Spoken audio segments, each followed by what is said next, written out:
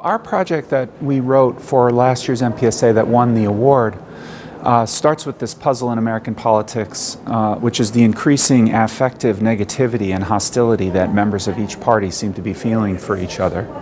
And many political scientists are interested in this phenomenon and want to know why it's happening.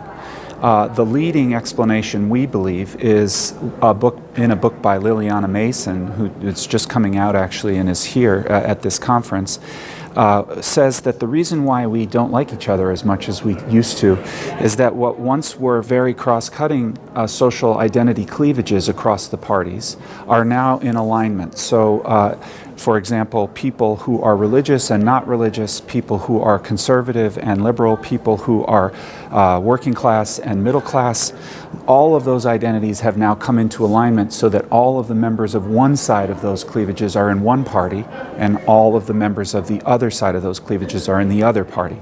And this leads us to not like each other as much because we're so different, and that didn't used to be the case.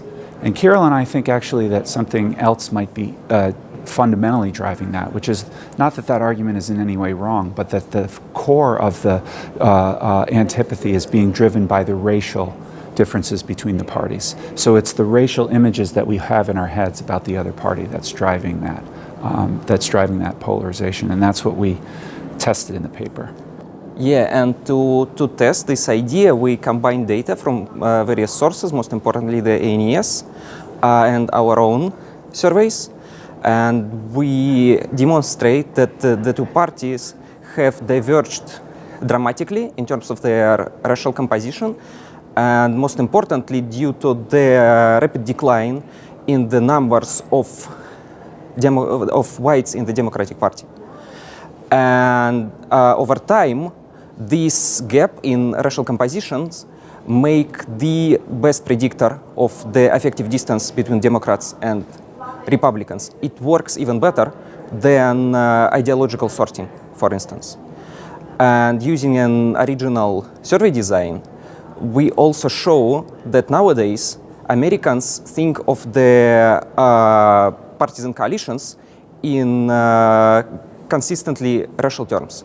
And these racialized images are consequential for how people feel toward the parties. And from comparative politics, we know that ethnicization of parties is associated with a whole host of negative system-level outcomes, like bad governance and political instability.